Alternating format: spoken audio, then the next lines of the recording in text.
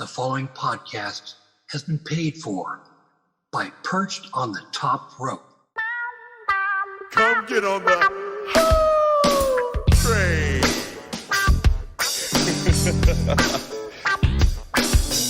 Pimpin' ain't easy.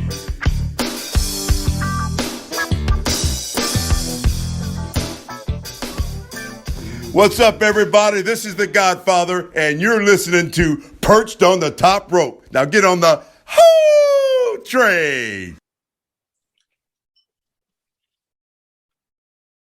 Welcome, everyone, to Perched on the Top Rope. It's me. It's the former dirt sheet writer, Lee Walker, and I am mobbing with my dudes with attitudes. I've got the Perched correspondent, Justin Largetoe. I've got Perched Gaming's Alex Todd, and we are here to talk about anything and everything professional wrestling and sports entertainment news related. Guys, why don't we kick things off right off the bat with WWE? We've seen a lot of big things happen. But before we talk about WWE, guys, how are you doing? And what is your thought behind WWE and the pushing and signing of new talents? Yeah, I'm doing good today, Lee. I know we've talked about it in the past. This next in line program WB has adopted, I guess you could say. You see them signing multiple college athletes, people coming out of high school, as we've seen with Thea Hale on NXT, and now we see celebrities being signed, such as Logan Paul. In my eyes, I'm not a fan of it. I understand there are some diamonds in the rough when you go and you scout these college athletes opposed to your independent wrestling stars. I mean, look at somebody like Bianca Belair or Montez Ford, who were just athletes in CrossFit, and where they are currently in the WB landscape. Somebody like Logan Paul, obviously Logan Paul has some sort of audience. That audience is not me, but it's just the way they're going to do things. I mean, we even talked about it before going into WrestleMania this year, how the reliance on most of their card was just celebrities. You had Johnny Knoxville and Pat McAfee, who is on SmackDown as a commentator every week, yes, but still a former NFL player and a celebrity, and as well as Logan Paul. But I'm not too thrilled about it. I would like to see them dip into the indie pool, which they do still. I can't say they don't. They've signed people like Roxanne Perez, who's obviously doing very well in NXT right now. But I don't like the idea that we're avoiding the independent wrestling pool and going to these college athletes and signing them and building them from the ground up, even though there are some diamonds in the rough there. Yeah, I got to agree with that, Justin. I'm not a big fan of the NIL signings that they've been doing because a lot of these people have no history of pro wrestling in the past. It just comes off as they're trying to just build people from the ground up, and that works sometimes. Sometimes you got to grab people that are fresh out of a sports background, and sometimes it works out well for them. You've seen people like Roman Reigns come from an athletic background. You've seen people like Baron Corbin come from an athletic background. If you go further back into wrestling, you've seen guys like The Rock, Goldberg, just to name a couple. But it almost feels like it's too much at this point, and they're relying more on that than they are on grabbing some people from the indies, which I thought did very well for NXT specifically in the past, but they're also going in a different direction with the NXT 2.0 garbage that they have now. So I'm going to stay with you on the fact that I'm not a huge fan on it, but on the flip side, when you were talking about Logan Paul and the celebrities that they've been signing, I've actually been more impressed than I thought I would be. Someone like Logan Paul, who I discussed last week, I'm not a huge fan of as a person. Obviously, as a person, let's be blunt, he's a piece of shit. Everybody knows what he's done. If you know who Logan Paul is, then you know some of the stuff that he's done in the past, and I'm not going to get into it because now's not the time. But I was extremely surprised with how well he performed in the ring at WrestleMania. I was extremely surprised at how well Bad Bunny performed in the ring at WrestleMania last year. And I've been extremely surprised at how Pat McAfee has performed. And Pat McAfee is one of those hybrids who's kind of, half celebrity, half sports player. So he's a different breed. Pat has his own little WWE wing to himself that nobody can touch. But I would love to see them dip a little more into the indie scene again. But obviously we're going in a different direction with today's signings. So be it. Hey, we got Joe Gacy. We do. We got our local boy there. That's all that matters in my eyes. As far as the next in line program with recruiting the college athletes, Alex, Justin, I'll date back even further. So you want to talk about college athletes, Dr. Death Steve Williams, Curtis Hughes, Hawk, Animal. Man, who else? There's a lot of them. When it comes to professional wrestling and having been athletes elsewhere, Brian Pillman, another one, former football player. There's a lot of former football players from the 70s, 80s, 90s. Ron Simmons, another one, football player. Shawn Michaels, Dolph Ziggler, both athletes in high school and college. Yeah, look at other, amateur wrestlers and things to that nature. You can argue Dan Severn, Ken Shamrock, although Ken Shamrock was in professional wrestling before the UFC. His professional wrestling debut was, I believe, like 1989. UFC wasn't even created until 91, 92. So I'd say arguably the biggest one is Brock Lesnar. Yeah, Yes. 100%. So there are a lot of crossovers from professional athletes to wrestling, professional wrestlers to other professional sports. But the argument here is what the Next in Line program is doing. WWE already had a program, kind of set at the Performance Center with tryouts. I don't think they were getting a lot of college athletes trying out, but they were getting a lot of the indie wrestlers and some more notable indie wrestlers coming to try out, so to speak. I think we'll still have those tryouts, but I think for college athletes, especially those who are D1 schools or maybe even D2 to an extent, if you're a good D3 athlete, they might look at you, but I think they're going to primarily stick with D1.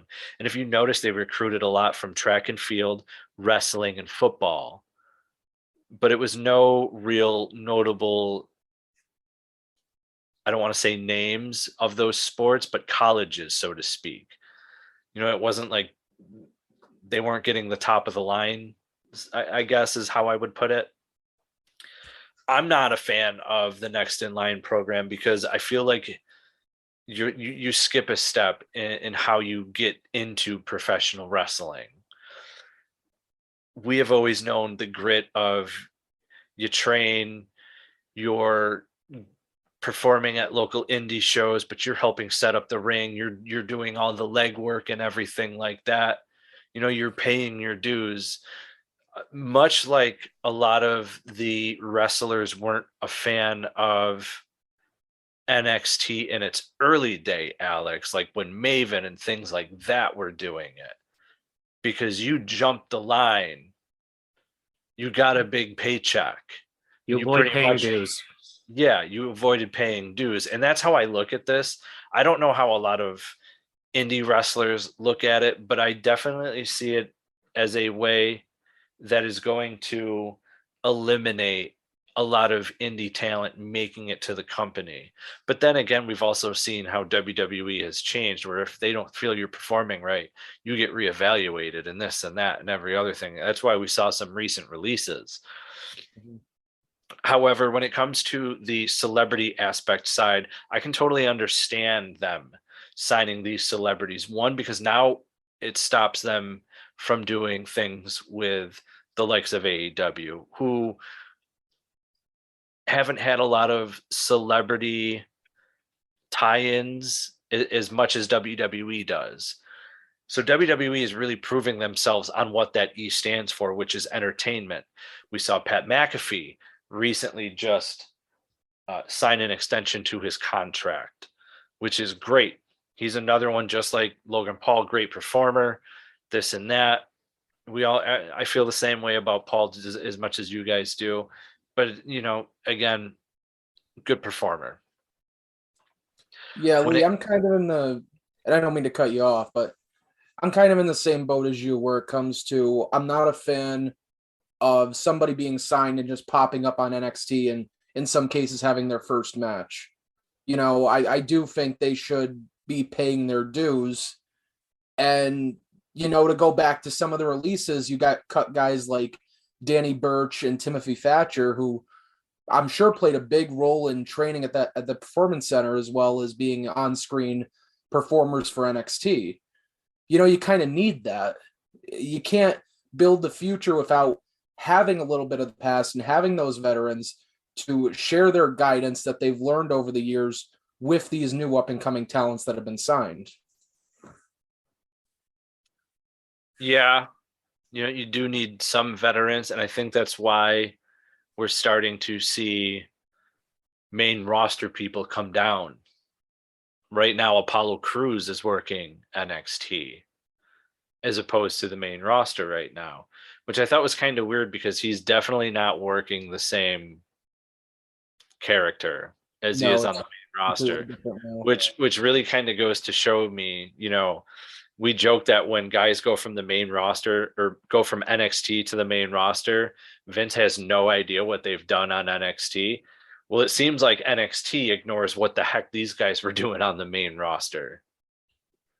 I guess eye for an eye. But I think the celebrity side is great. But I want to shift into pushing new talent. I know that's what the Next in Line program, that aspect is what they're looking for, is to create new talent.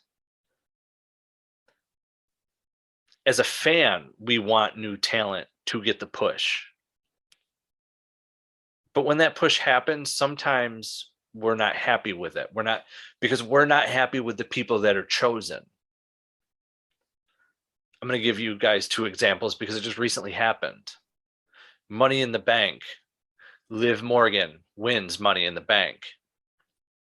Liv Morgan cashes in that night and defeats Ronda Rousey, who, by the way, has the highest winning percentage out of anybody in the entire WWE roster and in the history of WWE. If you don't believe me, look it up. Ronda Rousey has the highest winning percentage.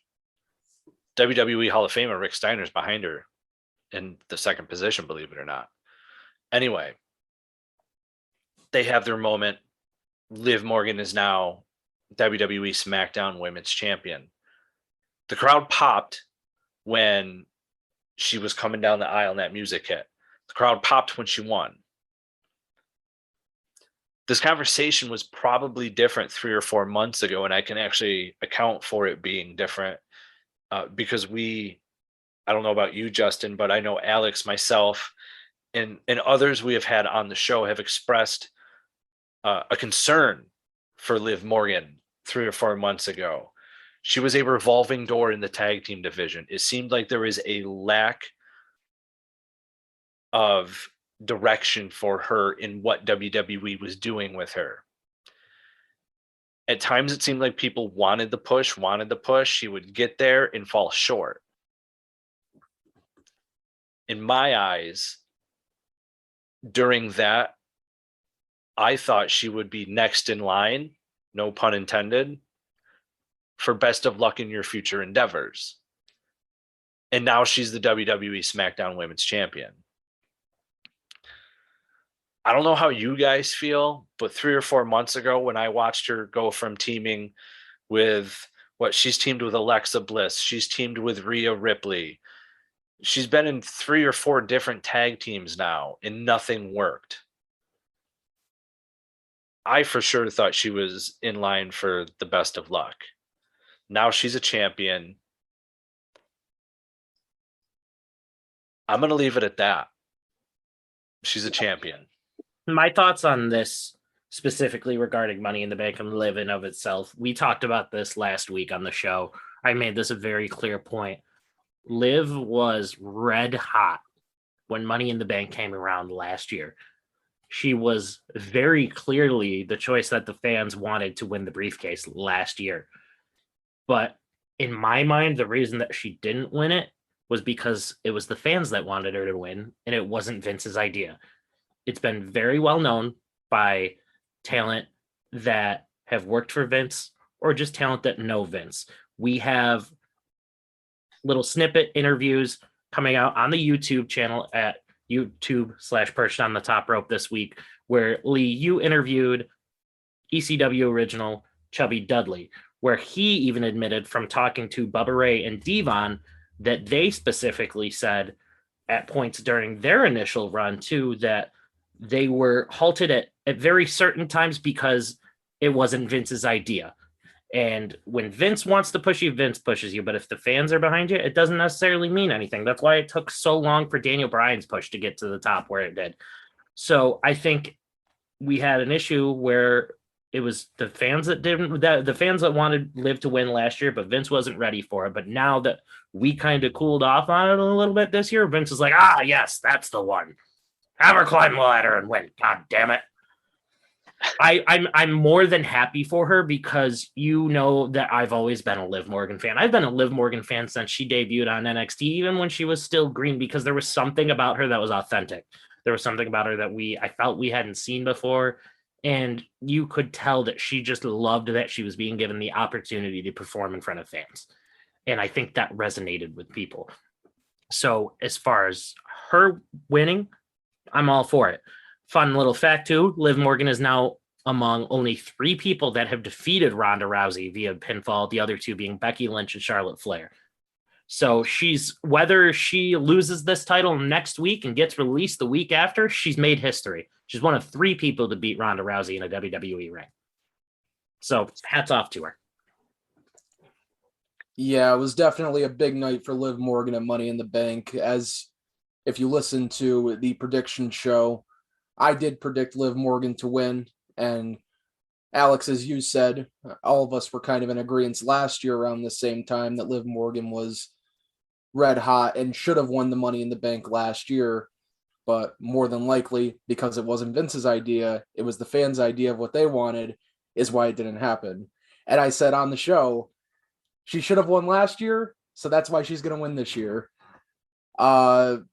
Lee, in regards to what you said about the last few months of the booking of Liv Morgan, I was never too concerned a future endeavors call was imminent.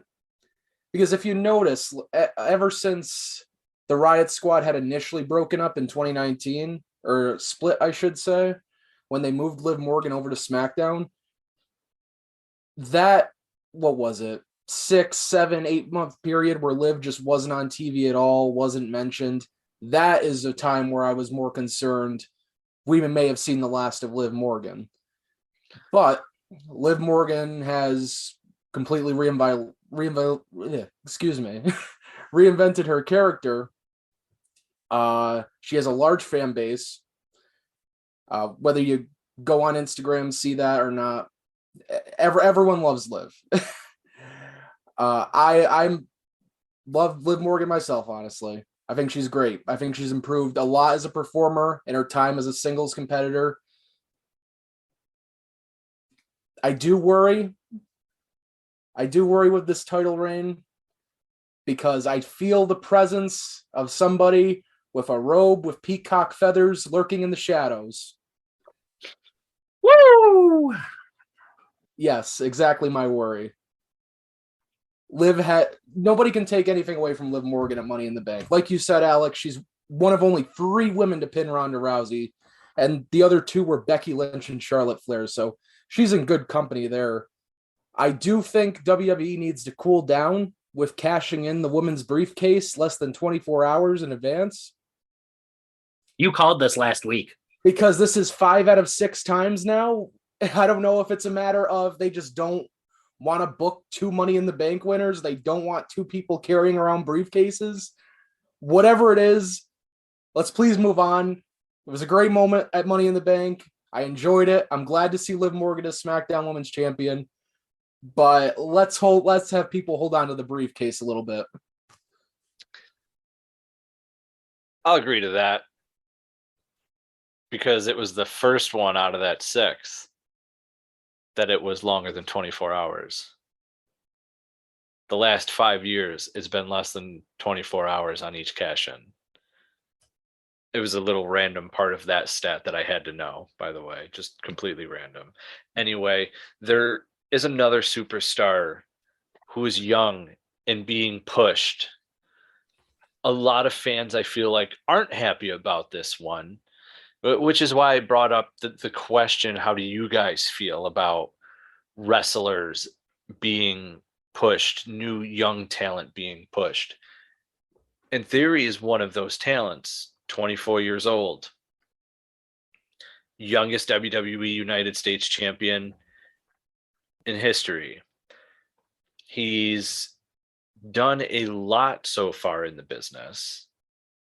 And what I mean by a lot, Vince McMahon himself doesn't come on screen. That's what she said. For just anybody. That's what she said too. You know, it's a special thing for that to happen. We saw that with Drew McIntyre in his first run. If Alex, you remember, he was Vince's golden boy or whatever the name was he had for him. He was the chosen one. Thank you. I don't know why I got the golden boy. Anyway. So he was the chosen one. And it seems we're spinning back the wheel and history is repeating itself because Vince McMahon sees something in Theory. Now that night at Money in the Bank, Theory lost the United States Championship to Bobby Lashley, which I had predicted on our Money in the Bank prediction. So go ahead and go back and listen to it, fans, on Apple Podcast. Just search us, Perched on the Top Rope. If you're listening to this episode, you should know how to already find us. So there you go. Hey. Anyway, where I was going with that was Theory is the it factor right now. He's the modern day Miz. He gives me all those vibes of what the Miz was when he first came in. The wrestlers find him annoying. He's very pompous. He's an ass. He's full of himself. He's got an ego, very narcissistic. It's everything like the Miz was when the Miz first came in. And I mean, the Miz still is like that now, but the Miz had a punk rock-esque kind of look, and now he's all suited up. He's older. He's got a family. He's got kids. He can't dress like that anymore. Theory comes in, and he's got the fresh haircut. He's crisp. He's clean.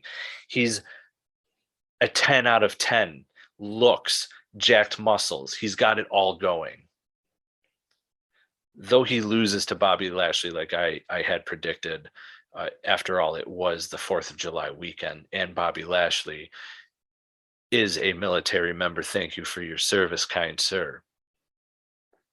We did see him win Money in the Bank. He got put into the match by Adam Pearce. He was that to be determined that he gets added. We're not thinking, we all predicted it wrong because none of us knew Theory was going to be in this thing. Theory wins. Theory's the guy that WWE seems to push.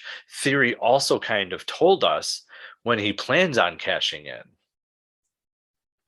Brock Lesnar versus Roman Reigns.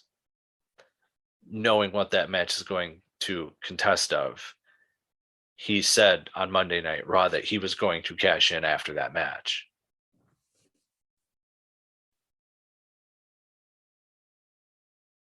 I feel like WWE wants to make him the youngest at everything. The youngest successful cash-in. I don't know if he becomes the youngest WWE champion. I know Randy Orton was also 24 years old, but this would come down to the days, the months on this one. Mm-hmm. I'd like to add to that real quickly.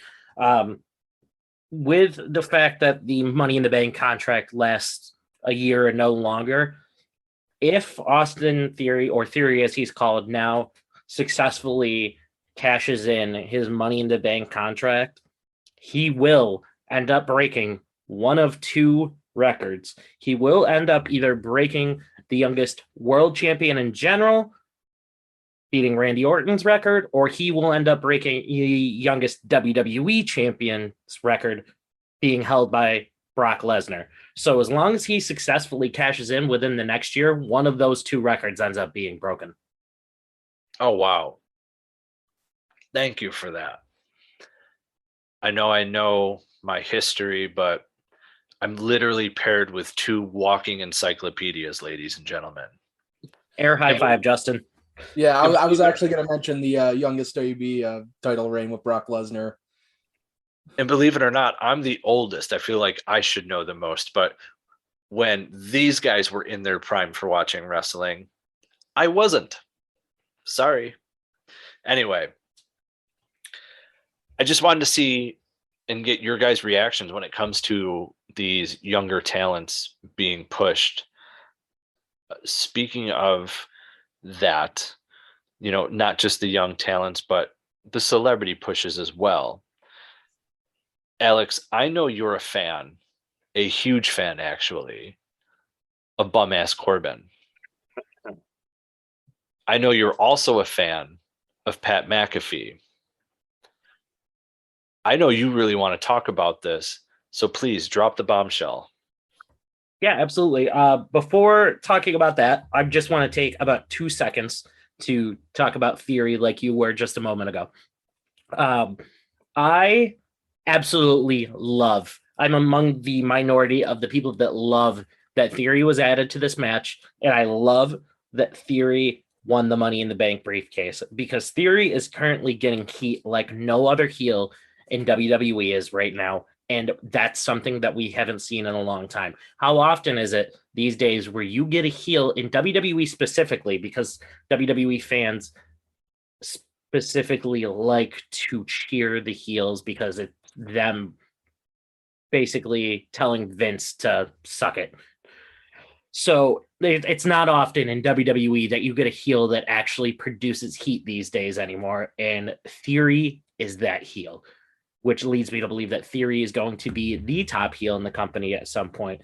But I would like to say that Theory reminds me of a different up-and-coming heel, not The Miz, but one former Money in the Bank holder that did not get to cash his contract, and he in fact lost it to Edge. Theory reminds me of a very young Ken Anderson, also known as Mr. Kennedy. The brashness. Kennedy. Yes, he beat me to it. The brashness that he has, along with his gimmick, his selfie taking gimmick, reminds me of the microphone gimmick that Mr. Kennedy had.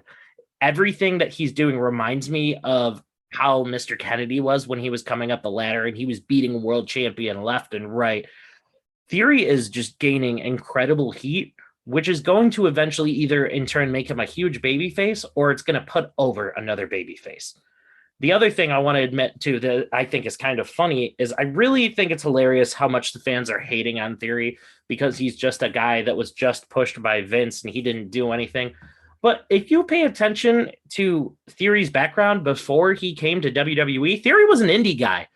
He was that type of guy that the fans love. Theory used to mix it up with guys like Keith Lee, Mark Andrews, Ethan Page, to name just a couple. He also wrestled Roderick Strong, Fabian Eichner. These are guys he faced before coming to WWE. He faced a lot of indie talent. Willie Mack, just to name another couple few. He's mixed it up with a lot of these indie heartthrobs that everybody liked. I remember when Theory first got signed to NXT, everybody thought it was a huge signing. Everybody was super excited about it, especially coming after his run in Evolve, where he was arguably one of their top superstars. So I think it's funny that Theory's getting all this hate, but I absolutely love that he won Money in the Bank, and I hope he cashes in. I think my fun theory, no pun intended, as to how he should win the title, you should have Brock Lesnar and Roman Reigns absolutely destroy each other in the triple threat not the triple threat, the one-on-one last man standing match at SummerSlam. But as they take each other out and they're not getting up for the 10 count, You have Theory walk out. You have him say, I'm cashing in Money in the Bank. And to get nuclear heat, you have him just stand there and do nothing while the other two get counted to 10. It becomes a triple threat last man standing match. Theory wins the Undisputed Championship by not even lifting a finger. He'd be the biggest heel in the industry. As much as I like that idea, Alex, I said even after Money in the Bank, I'm absolutely okay with Theory winning the Money in the Bank briefcase. All this hate, as you said, I don't know where it's coming from. Theory is obviously somebody who's paid his dues. In fact, if you remember correctly, he came to the main roster, competed at WrestleMania in the Performance Center, had a little angle of Seth Rollins and Murphy in that stable, and then he was sent back to NXT. Obviously, that was for a little bit of the controversy that came. I'm not going to talk about it now. It's in the past. It's not relevant news at the moment. But I think that NXT run really helped Theory, really helped him come out of his shell. And when he came up to Raw in the draft back this past fall, I felt it. I felt Theory was going to be a big star on the brand. You were already from night one putting him with guys like Jeff Hardy, Rey Mysterio, working with them, even getting wins over them, representing Raw in the Survivor Series tag team match.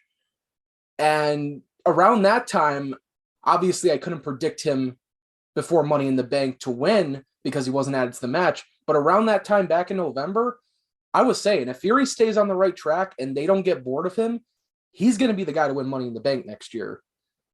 And as soon as the angle with Vince McMahon started, he started working with Vince McMahon every week on screen, which is very rare, especially for somebody as young as Theory and somebody that hasn't been on the main roster very long. That's a very rare honor to have, to work with Vince McMahon every single week. But that just solidified it for me. I mean, you look everybody else who came into the draft from NXT last fall. Hit Row, they're on Death Row now. Xia Li, she where is Xia Li? I haven't seen her. Is she a heel? Is she a face? I don't know. Protector of what? Ridge Holland, he holds Butch back, I guess. Yeah, Butch. I don't want to talk about that. And he broke Big E's neck. Oh yeah. Don't forget that one. But yeah, Theory, I'm excited for him. I'm glad he won. Like I said, I hope they don't rush it. I want them to take their time with this, even if it takes up to a year. I don't want them to rush it with somebody as young as Theory, and then it just kind of blows up in their face. I do have confidence in Theory. Once he does cash in, he will win, and he's going to be a big star for this company. Absolutely. But changing gears, at Money in the Bank, as the show went off the air, after the show went off the air, while Theory was still celebrating, we saw Happy Corbin take out Pat McAfee from behind while Pat was still at the commentator's desk, and we saw him beat the holy hell out of Pat McAfee. And this was a different side of Baron Corbin than I've seen. We've always seen Baron Corbin be a heel and attack people from behind. But I don't think I've really seen like an all-out slaughter. Let's be straight up. He slaughtered Pat McAfee after the show was over. So much so that when Pat McAfee was seen at the UFC pay-per-view right after, he was already in a neck brace, which is crazy. He went to the hospital, got a neck brace, came back. He did that in a very short amount of time.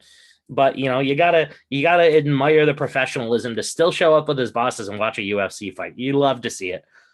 But specifically talking about the Corbin-McAfee rivalry, we're finally coming to a head. McAfee versus Corbin at SummerSlam. This is the match I've been waiting to see for over a year now. I don't know if this is actual long-term booking that they've planned since last year when Baron Corbin started the bum-ass Corbin stuff. But if it is, this is one of the few genius things that WWE has done in a very long time, because they made this a long, drawn-out program. This has been going on for about a year now, from when Baron Corbin lost all of his money and Pat McAfee was just kind of dumping on him left and right, almost to the point where it seemed like McAfee was healing it up, and I thought Corbin was going to be the baby face out of the two of them. And then we saw it die down again, and then recently I noticed that Pat McAfee started calling him bum-ass Baron Corbin all over again. He would do it here and there, but he's been really, really driving it in just the past couple weeks. leading up to Money in the Bank. And I should have seen it coming. I thought it was just Pat McAfee being Pat McAfee and just taking shots at Baron Corbin like he likes to do. But now we've got it set that we're going to see the two of these men face each other at SummerSlam. I like it for both men. This is arguably one of Baron Corbin's biggest matches, which is sad because it's not against a regular performer on the roster, but this is a storyline with Baron Corbin that we can sink our teeth into. And WWE has been doing him no service for years when it comes to giving us something that we could sink our teeth into when it comes to Baron Corbin, Happy Corbin, Constable Corbin, Corporate Corbin, whatever the hell you want to call him. So I'm happy for the man. I'm also happy for Pat McAfee because Pat McAfee has shown that he can go in the ring. He's shown that in NXT, in War Games, at WrestleMania when he faced Theory. The man has shown that he can hang with not just people that have the same amount of experience as him, but also actual professional wrestlers who have been doing this for years. So this is already the match that I am most excited for SummerSlam. Here's my thing. Pat McAfee has proven that he can be a heel or he can be a face. We've seen that with him in NXT. He gets on commentary and the man can speak. The man is phenomenal on the microphone. We hear it with his podcast. He's proven that he can go in the ring also, which just, this makes us even better, especially with WWE and Pat McAfee signing an extension. Now, I had no interest in a lot of what has gone on with Corbin. None at all.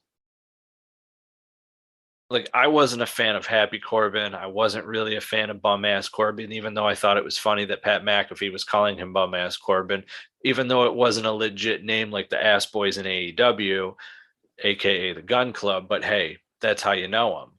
And that's how you know that gimmick is Bum-Ass Corbin. That's how you're always going to know it. And that's thanks to Pat McAfee.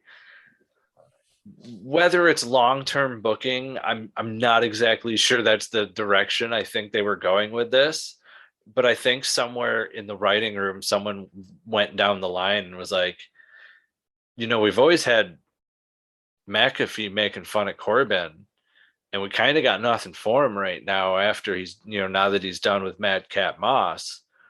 Why don't we go after the next best thing for him, which would be the guy who's been busting on him the most, Pat McAfee. Now, if you want to talk long-term booking, I'm going to give you a long-term thing, and it's something that actually excites me. There's people out there that don't think Pat McAfee is good on the microphone or as a commentator. There's people out there that don't think Corey Graves is good as a commentator or on the microphone. When they do Survivor Series, I want a commentary team match. Corey Graves versus Pat McAfee. It is known Corey Graves is cleared to wrestle. He has chosen not to wrestle as far as we know, as far as he has said in interviews. What a hell of a return match for Corey Graves than a WWE pay-per-view and Pat McAfee. That's something fans would remember. Come on, Lee. You don't want to see the return of Michael Cole in that bright orange singlet? No, because I still count him losing at WrestleMania. No. The records show that Michael Cole is undefeated at WrestleMania. Yeah, you show some respect.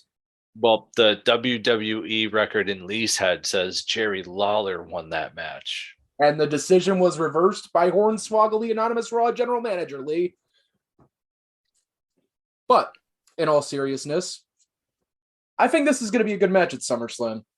There is also some kind of long-term story when you really look at it, because I believe Pat McAfee and Baron Corbin once played for the Indianapolis Colts, possibly at the same time in 2009.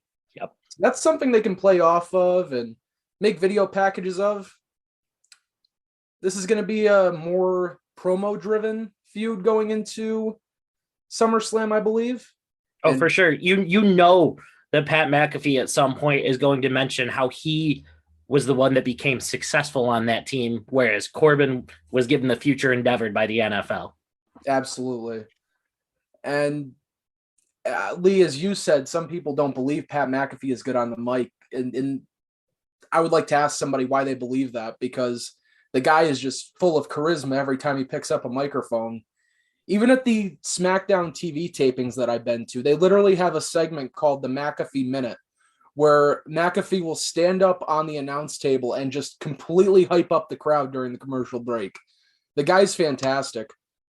But Baron Corbin, how I look at it, once he cut his hair, I lost interest.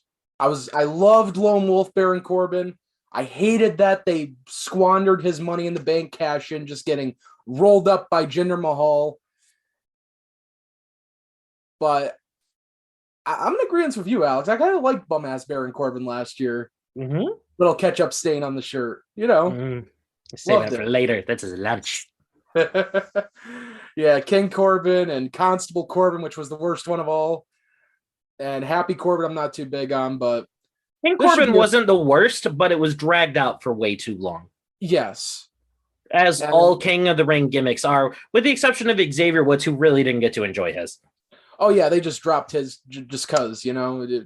Oh, yeah, you're king of the ring, but your partner's hurt, so you can't do that anymore. Yeah, so you're not king anymore. You can make your crown as part of your up, down, down set. But anyway, I'm excited for this match at SummerSlam. I think it should be fun. I agree. But speaking of SummerSlam, it almost seems like we're starting to prepare for another SummerSlam match. We are starting to see the beginning of a program between Riddle and Seth Rollins.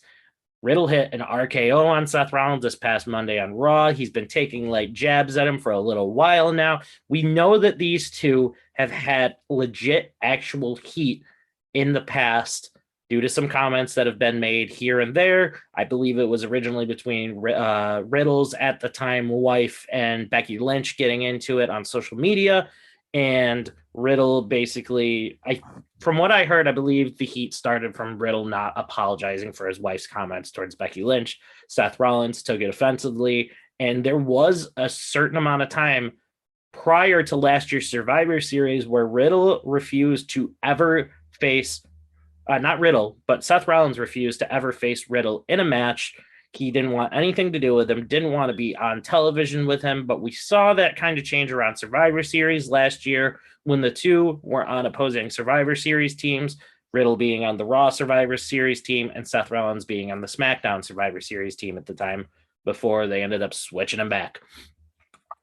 They're starting to get involved more now, and it has been highly rumored that we are getting a one-on-one match between Riddle and Seth Rollins at SummerSlam.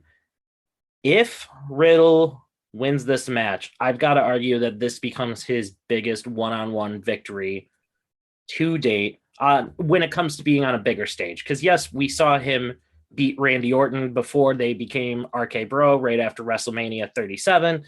We've seen some other big victories, but they've been on Raw and they've been like either short matches or they were never really built upon after he won certain one-on-one matches.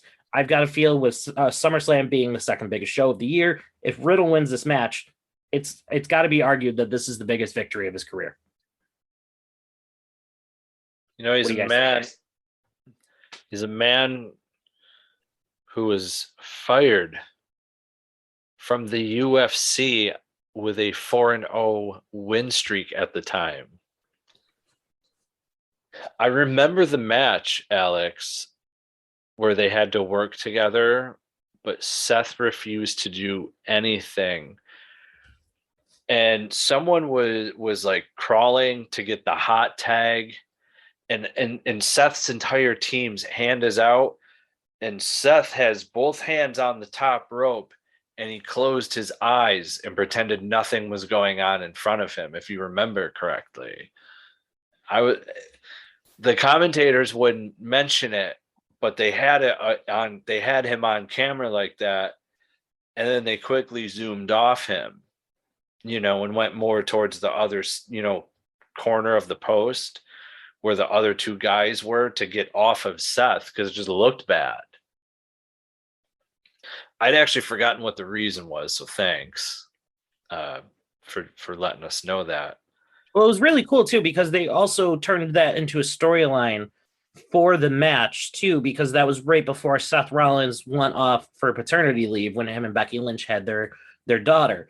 So they kind of worked it into a storyline where it also made it seem like Seth just wasn't doing anything because he had no hope that the SmackDown team could win at the time. Yeah. But also in real life, him and Riddle were still not on good terms. From what I've heard, that has changed since because they have competed in some matches together against each other. They have had spots in the Royal Rumble, and there has been some physicality between the two of them now. So I would use that real life heat in promos. We've seen what Seth can do in a promo. He's fantastic. Riddle's the one who I would say needs the work. I'm totally cool with, saying bro as much as Vince Russo does, which fans we've interviewed Vince Russo. You can go to our YouTube page at youtube.com/perched on the top rope and listen to that interview with Vince Russo. It's really cool. And you can tally in on the bro counter. I want one segment with Vince Russo, RVD, and Riddle all together. Just bro. Bro.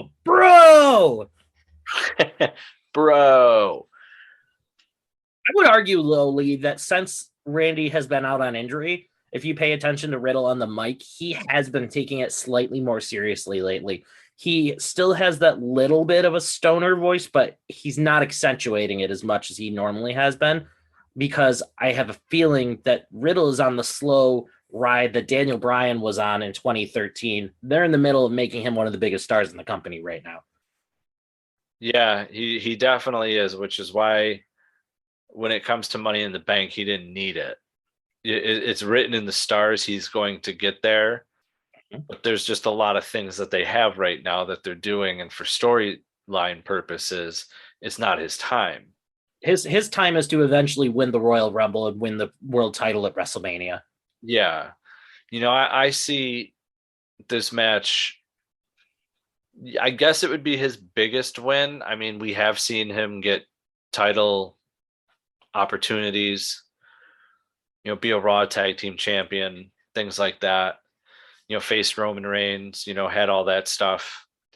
But, well, actually it was stripped, but whatever. Anyway, he's been there. They've, and with Randy being out, this is a good time to remind fans that Matt Riddle, for all intents purposes, was supposed to be a singles competitor. They used Randy to help elevate Riddle. It helped Randy Orton as well. But when that tag team split happens, and we know right now Randy's injured, they're foreshadowing what Riddle's going to do in the future right now. That's what it is. And yes, that match happens. I'm saying Riddle wins. I agree. Yeah, that match is definitely looking very likely for SummerSlam. Actually, Raw will be in Madison Square Garden, the go-home show to SummerSlam, July 25th. Yours truly, Perch Correspondent, will be there. Of course you will. But Seth Rollins and Riddle is actually the dark match main event that is advertised at the moment. So they do have high hopes for this feud going into the show. And I think it's going to be a banger at SummerSlam. I think it'll be a nice, either you could put it as the opener, or you could put it as a mid-card match to kind of right before the cool-down match before the main event. Probably third from the top, second from the top. And then, yeah, these two will tear the house down at in Nashville. Mr. Booker over here planning the SummerSlam card already. Listen, a guy can dream, okay? That's fair. That's fair. He's been to so many shows. I think he knows how it works just from watching so much of it. Absolutely. You said a guy can dream, right? But also a guy could have nightmares. And no pun intended, we're not talking about Cody Rhodes when we bring up nightmares, but what a nightmare Finn Balor's run in WWE in general has become, guys. We're going to talk about this. This is a spot that you boys and I have been talking about off camera, off microphone for weeks, months, years now. Bad luck, Balor. We're going to play a little play on Finn Balor's former Bullet Club stablemate Bad Luck Fale here. And we're gonna flat out ask the question, is Finn Balor bad luck in WWE? We have seen multiple times where Finn Balor should have been pushed to the top. But why does everything that Finn Balor touches in WWE turn to crap? The man is arguably one of the best in the world. He knows how to carry a gimmick. He knows how to carry a match. What did he do to piss off Vince McMahon since his time in signing with WWE? Because ever since he took over the Judgment Day and kicked Edge out of the group, it doesn't mean anything anymore. I don't know, pal. Maybe he's too Irish. You want to hear my reason? I would, because you're going to be blunt about it. And bluntness is what needs to be talked about when it comes to Finn Balor right now. Let me clear my throat. I'm afraid we've got some bad news. God. That was actually terrible. I could do a lot better. I'm sorry. I've heard worse. Dude, I don't know so much if it's just Balor's run in general. I don't know if it's WWE has, I don't want to say given up on him, because it's been reported that WWE has seemingly given up on Tommaso, even though we just see him now partnering with The Miz, which hopefully that does what Randy did for Riddle. But here's my thing. My thing has become, why? We knew what Balor could do in New Japan. We saw that prior. This pretty much in my eyes started when he won the WWE Universal Championship, but had to forfeit the next day.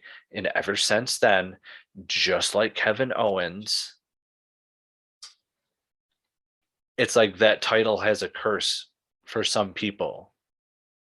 Kevin Owens, since winning it, has never had, in my eyes, the same success. Finn Balor, due to injury, had to forfeit it the next day. Ever since then, his run has been bleh, with a capital bleh. He's essentially getting the Dolph Ziggler treatment. Yes. Back in 2013, Dolph Ziggler won the World Heavyweight Championship and was concussed by AEW's Jake Hager in a triple threat match, and he was never seen the same way again. And if we're going to compare him to anybody, if we're going to compare Finn Balor to anybody, he's getting the same treatment that Dolph Ziggler's gotten. Thank you. And that's exactly pretty much where I was going with this. For a while, I would have said he had the Jeff Hardy treatment. That's how I referred to it as. Finn Balor was a guy who would come in, get his pop, win a couple of small matches, but would lose all his major matches, go away for a little while, come back and do the same thing over again. The same thing Jeff Hardy was doing for a while. Hence why I call it the Jeff Hardy treatment. But Finn, we would have thought him taking over Judgment Day would have been a big thing. It's now being shown that obviously Edge should have stayed as the leader. Now Rhea is injured and off TV, and it's Damian and Finn. Guys, they were just on freaking WWE fucking Main Event on Peacock. Like, the original intent was for Dark. Edge, Damian, Rhea, I thought was a good fit. And then obviously WWE is gonna WWE.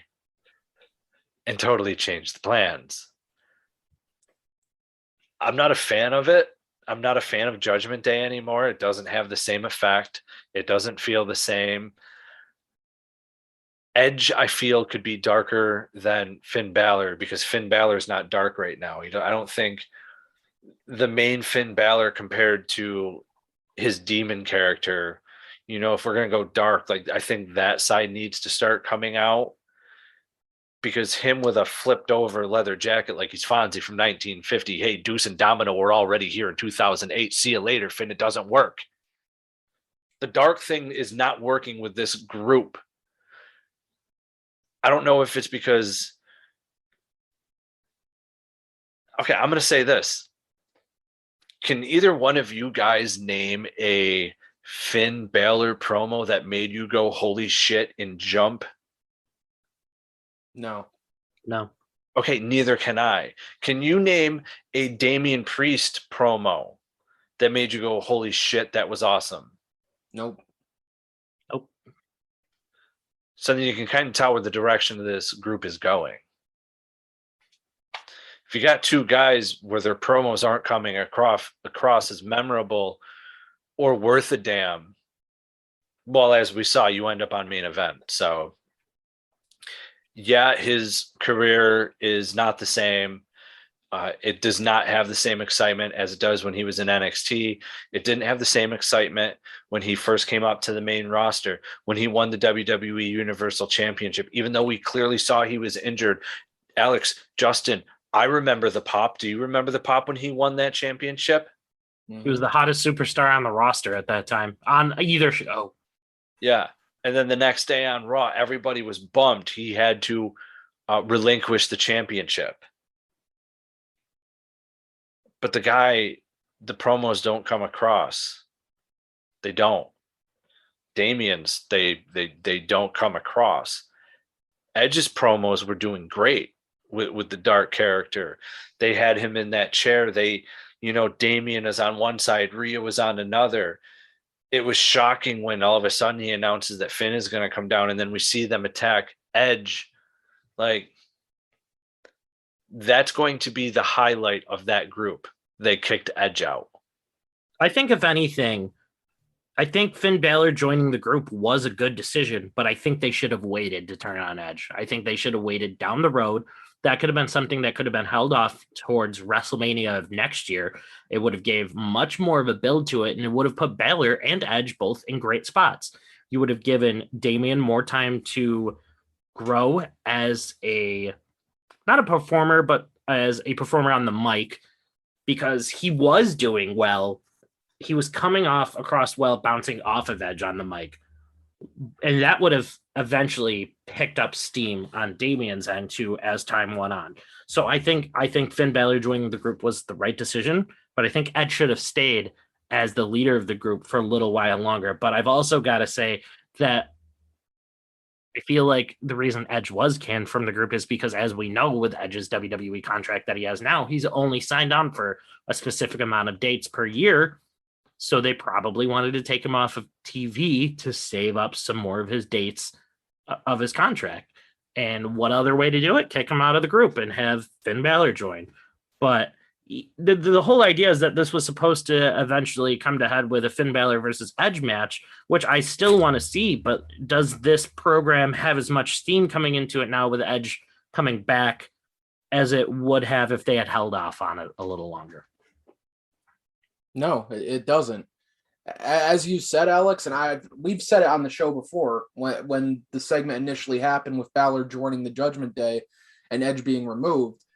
This shouldn't have been something that happened in one night. They should have built this over the course of a few weeks, especially when you have somebody like Rhea Ripley winning a fatal four-way match that night. And obviously, in retrospect, that match didn't happen. But you can build this dissension within the Judgment Day where maybe Edge accidentally cost Damian Priest or Finn Balor a match, and then they're in Rhea's corner at Money in the Bank, and somehow Edge fucks something up and costs Rhea the title, and then they kick Edge out the next night, because that would actually make sense. That's building a story. Here, it's not building a story.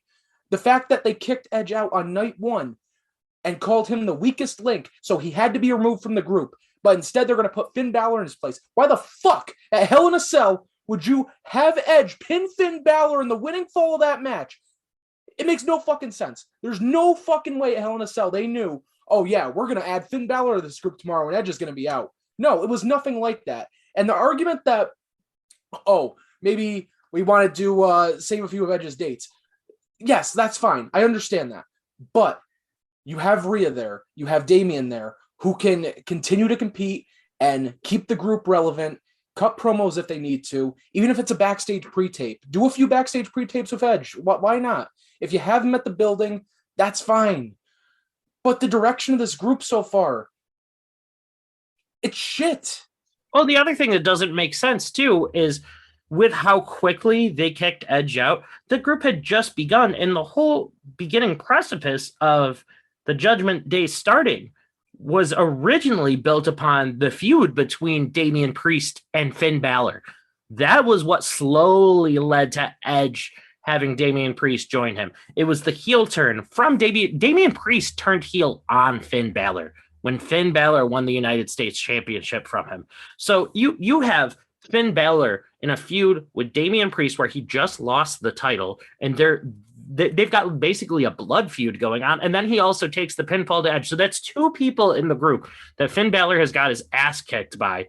And it wasn't just like, hey, I just lost a match. Like, they legitimately had beef, and then he's just going to join them. Yes.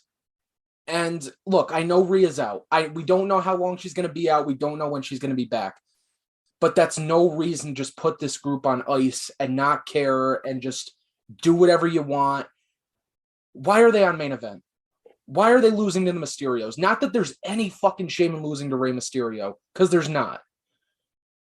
But they're booked as geeks, whether it's on main event, whether it's on Raw. We saw on the most recent episode of Raw where they lost with the Eddie Guerrero tribute by Rey smacking the mat with the chair and throwing it to Finn Balor. That's such a spit in the face to Finn Balor as a competitor.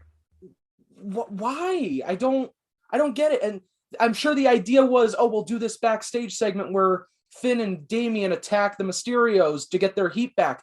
But it doesn't get their heat back. They look like geeks. And what is this gear that Finn Balor's wearing that I saw with the long tights and the purple handkerchief hanging out of the back? What is that? That's the Jeff Hardy look. Oh my God. Well, I guess Lee's right. He is in the Jeff Hardy position. But the Finn Balor's run in WB has been awful. Honestly, in a way, it's been frustrating. You have him win the Universal title. He is the first ever Universal champion. Whether he held it for a day, a week, a month, in this case it was a day, he's still the first ever Universal champion. He comes back, and you know what? Maybe this is where it went wrong. Brock Lesnar was the Universal champion when Finn Balor came back, so he couldn't get that rematch. It took until Royal Rumble 2019 to get that match with Brock Lesnar. 3 years. Almost 3 years.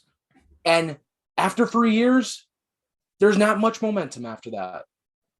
Yes, they given him the IC title a few times, the US title, and I'm sorry, Finn Balor's US title reign from this year was absolutely forgettable. It's one of the more forgettable title reigns in recent history. Which is a shame, too, because the man looked good with the title, too. Yeah, and it was good that they had him go to NXT. I had very high hopes for that heel turn when he turned on Johnny Gargano and Tommaso Ciampa in that one segment. And then they turned him back face way too soon to have him feud with Walter. And then the feud never happened because COVID hit and Walter couldn't come to the States. But then they bring him back to the main roster. And I said, please, for the love of God, do not throw him at Roman Reigns. What's the first thing they do on week 2? Throw him at Roman Reigns when they have no intention on having him win. And then the demon character is completely killed. You know why? Because he lost to Roman Reigns by fucking falling off the top rope, which also has had no follow-up to that. What happened? Why did the top rope break? Did somebody loosen it? What happened? No, do you know when that Prince gimmick was absolutely destroyed and made to look non-credible was when they had the contract signing between Finn Balor and Roman Reigns, and John Cena just slipped in and signed the contract. That was the end. From there on out, I love Cena. Don't get me wrong. I've always been a Cena fan, even when people weren't. And they could have gotten to that match an entirely different way. They didn't need to bury Balor the way that they did, but to make him look like a chump who just got thrown out of the ring, and then Cena came in via Shawn Michael-esque way and just signed the contract. It made Finn Balor look like a geek, like you said that the Judgment Day looked like. Oh, Alex, the contract signing. I'm so glad you brought that up. Let's talk about it, brother. Listen, after that contract signing, after John Cena took that match from Finn Balor, for weeks, Finn Balor came on SmackDown, and very subtly he would say, I'm not done with John Cena. I have a bone to pick with John Cena. He may be gone right now, but I am not through with him. John Cena showed up on Raw last week, and where the fuck was Finn Balor to follow up on that? Nothing. Not interrupting Cena, not calling him out for taking his fucking title match last year. Not a word of it. Now I'm frustrated. Finn Balor has me frustrated. He was getting ready for his match on Main Event. Oh, fuck off. So, I hate to be the bearer of bad news, but why don't we change things up a little bit? Why don't we calm Justin down, Alex, from having this little tissy over Finn Balor? Go ahead. I've got one more thing that we need to talk about because this is important. The last thing we're going to talk about WWE wise, but it's probably the most important thing of the week when it comes to WWE. This week, Thursday, July 7th, 2022, Paige's WWE contract ran out. Paige is officially done with WWE. She has been with WWE for about 11 years. She has been with WWE since about the age of 18. Paige and I are almost the same exact age, so I've been watching her since I was basically a legal adult when it comes to WWE. And coming up on her 30th birthday, just like I'm getting close to myself, Paige is no longer with WWE. The WWE officials, decision makers, Vince McMahon, whoever it was, decided that with her not being an in-ring competitor in their company anymore due to her injury, that they were not going to renew her contract. And she had the Players Tribune put out a huge article today. Not today, but they had her put out a huge article this week where she basically said thank you to the WWE. She thanked a bunch of people from AJ Lee to the Bellas to Edge, Daniel Bryan, because of their injuries and how they were able to come back. But the one big thing that she said thank you for was the fact that WWE gave her an entire segment to announce her retirement, because she said, and I quote, "They even gave me a full segment on Raw to announce my in-ring retirement. I'll cherish that for the rest of my life. Not just getting to make the announcement like I did, but also the respect it showed on WWE's part, that they viewed me as worthy of that kind of treatment, the kind of treatment normally reserved for an Edge, a Daniel Bryan, a Shawn Michaels, or a Triple H. They viewed me as someone who built a legacy of her own." And I've got to say, with the exception of Gail Kim and Awesome Kong and TNA back in the day, Paige is one of the two people that actually started the women's revolution, at least in WWE, at least the way that WWE saw women. Her and Emma in that unforgettable NXT Women's Championship match back when NXT was basically still a baby, where they started taking women seriously again. Paige, no matter what she does, if she never wrestles again, is going to be a legend. At the age of only 29 right now, is going to be a legend and one of the biggest women's legends in pro wrestling history. I'm sad to see her leave WWE, because even though WWE can WWE, I always had big hopes that Paige was going to be the biggest women's star in WWE. It's just everything from the way she talked onto the mic to her gimmick had me hooked from day one. I just want to gather both of your thoughts on Paige leaving WWE. I'd known for a while this was happening. I think we all did. She had done her stuff. I think things that might have hurt a little bit were the, AJ Lee like things of being the anti-diva, but that also helped in the women's evolution. She wasn't part of the Four Horsewomen. She wasn't one of like those main, character-esque types that are part of that group and surrounding it, but she was a phenomenal talent. I know she's been training again, and hopefully we see her in a ring soon. And when Justin is done, I have some groundbreaking news. Ooh. Well, let me just give my input quick and we'll get to that. So it's unfortunate how Paige's run ended. There was a lot of buzz and hype behind Paige even before she debuted on the main roster in NXT as the anti-diva. Her debut on Raw the night after WrestleMania, her defeating AJ Lee, the longest reigning Divas champion at that time, for the title. You don't get many debuts like that, especially somebody who's just showing up on TV for the first time. This is their first exposure to the live WB main roster crowd. Before Paige showed up, there wasn't much crossover with NXT and the main roster back in 2013, 2014. But she had another Divas title reign after that. She won the title back from AJ Lee at SummerSlam after AJ Lee had taken the title from her. And obviously you had her at WrestleMania, her and AJ teaming against the Bellas. She had her WrestleMania moment, which is nice. And then Team PCB later on. And after Team PCB dissolved, it kind of seemed like Paige was more of a background player after that. She didn't do much.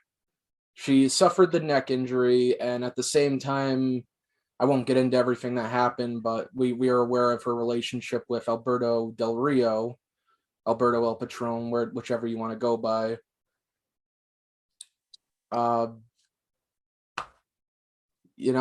Paige was gone for a little over a year, came back, had Absolution with Mandy Rose and Sonya Deville debuting, and unfortunately that injury that did her in happened. Had a retirement speech night after WrestleMania, same building she won the Divas title in on Raw. And there just hasn't been much of her since. She had a run as the SmackDown GM for a bit, and then she managed the Kabuki Warriors. But after that, she did the WWE backstage show for a bit until that was canceled, and she's kind of been off the map since then. I do think Paige will wrestle another match. I would personally like to see at some point on the indies, possibly a Saraya and Tennille Dashwood match, just as a nice little tribute to that NXT Arrival match that kicked off the Women's Revolution. So you're going to miss her, huh?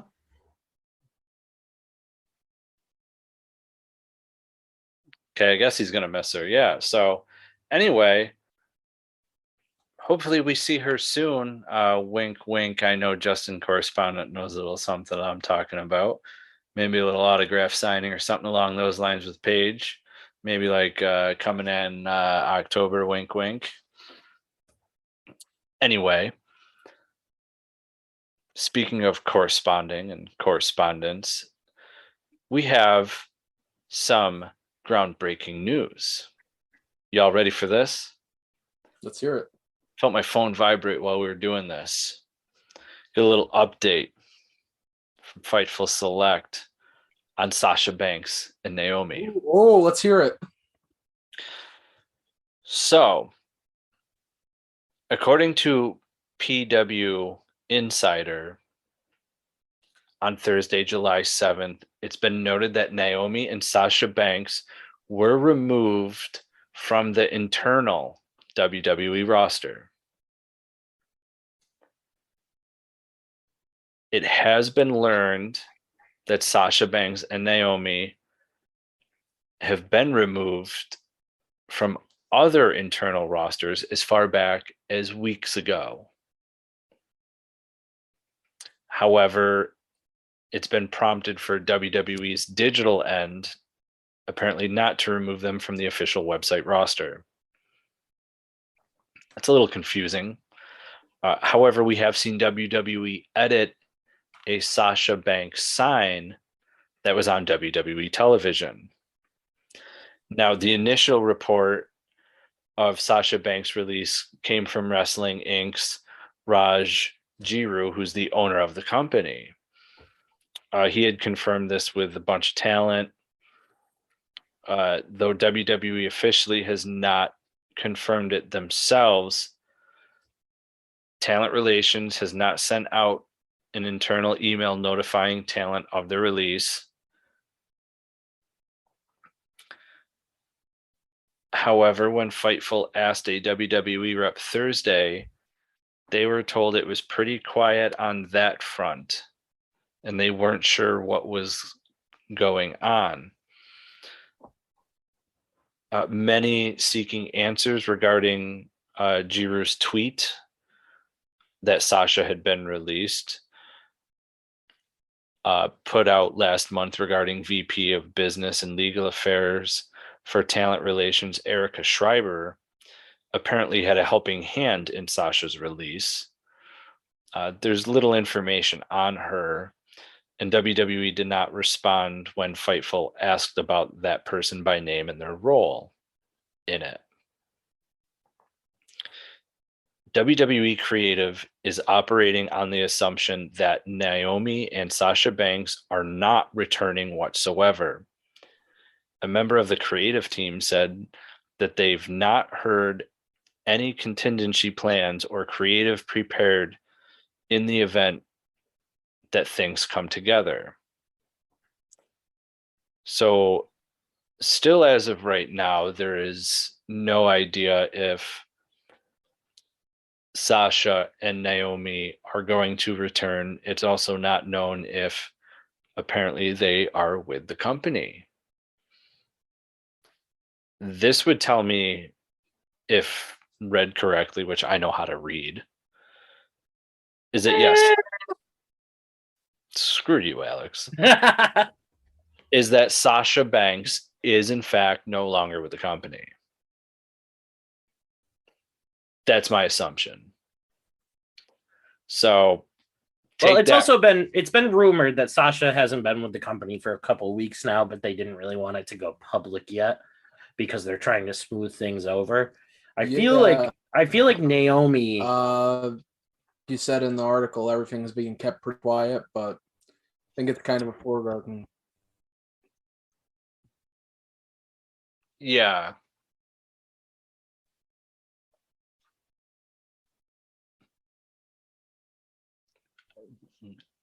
Thought you were going to continue, Alex. Okay. Well, anyway, we have something. Fuck. All right, I'm gonna have to edit this part because that's there was like a glitch there. So when you said you're gonna continue, I hadn't been talking for a minute at that point. There was like a glitch because Justin glitched too. Yeah, mine was completely glitched.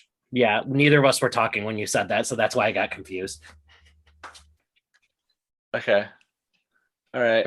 And just take it as it is and move on. Sorry about that. That wasn't our fault. That was Zoom. Well, let's take it away from WWE, guys, and let's bring things over to our Perch correspondent, Justin Largetoe, and he can tell us what it was like to be in Rochester, New York for AEW Dynamite. And I think we're not going to say it, but spoiler-free is not the way to be. And that's your warning, folks, because you're also about to get AEW Rampage spoilers for this Friday.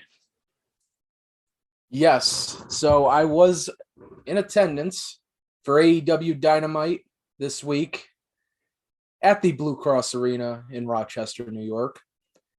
Before I continue, guys, have you ever been to the Blue Cross Arena? Yes, I have. Do you guys think this arena is in a needs a little bit of an update or a renovation?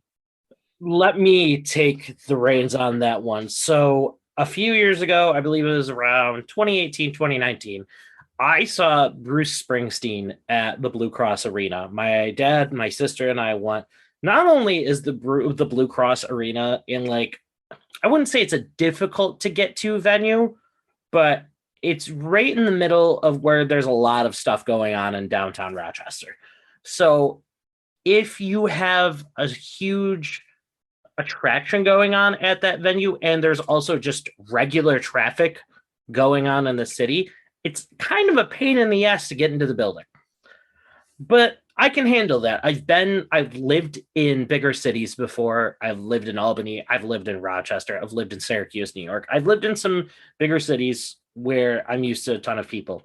But my problem was when we got to our seats, we weren't necessarily too far away from Bruce Springsteen. We were like in some of the upper seating areas, but the way that this arena is set up is weird because most of the like regular arenas that you would see like a Raw, a SmackDown, a Dynamite at, they're very like circular to where even if you are sitting in the upper seats, you have a good view of the attraction that's going on.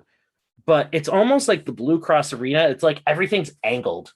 It's like it's got this weird angle to it, and it makes it sometimes difficult to see the attraction that you're there to see for, or at least it did for us for Springsteen. Like I said, we weren't that far away from him, but like it was hard to see him. It was weird.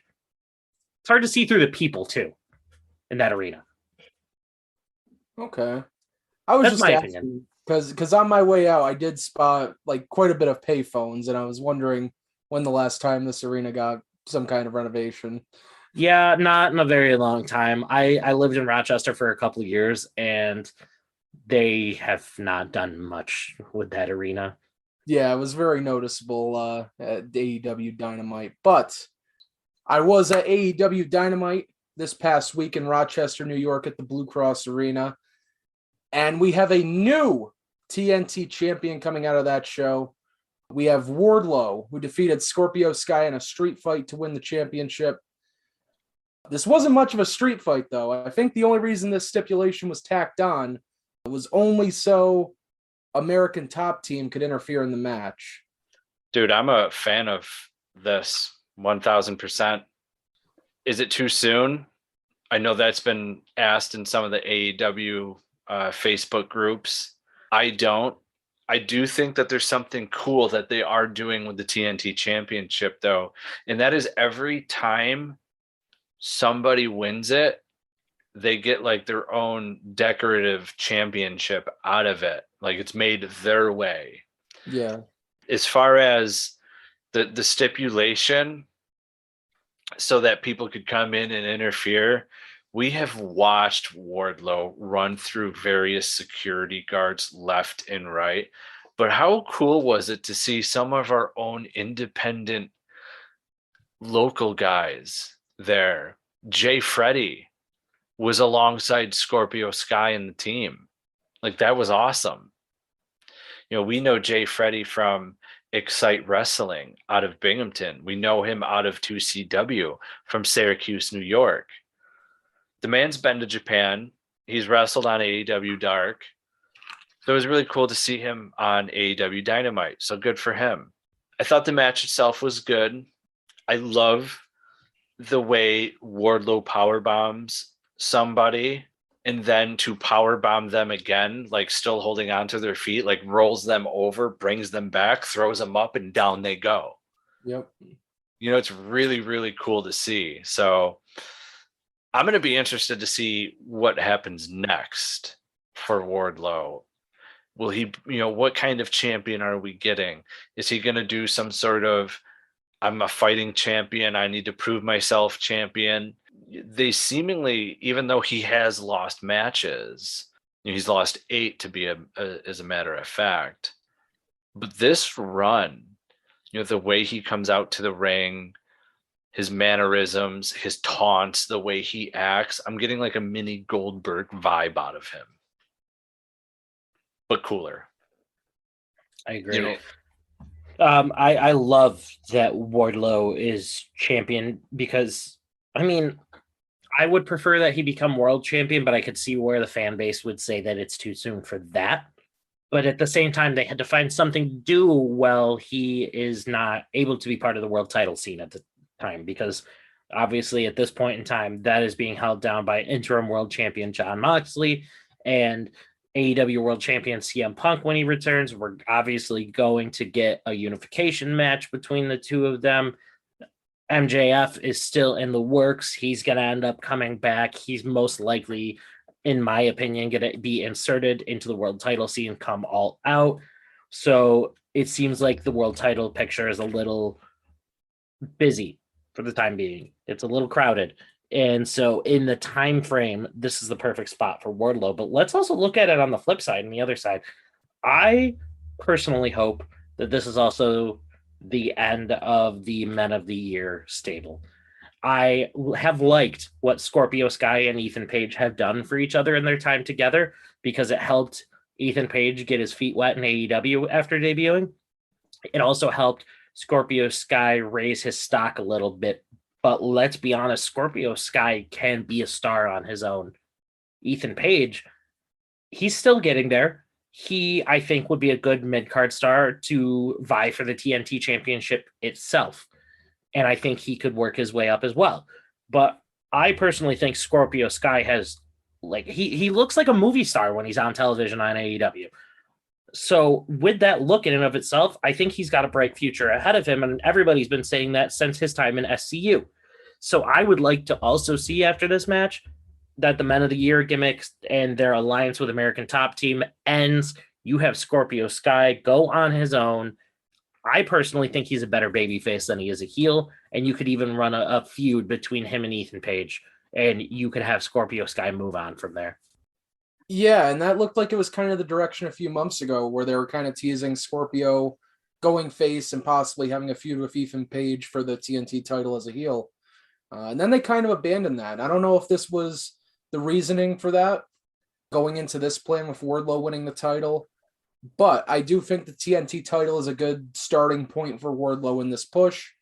Wardlow wins, confetti just storms all over the Blue Cross Arena, and Wardlow goes up the ramp, celebrates with the title. You have pyro and everything. Wardlow is going to be a big star for this company.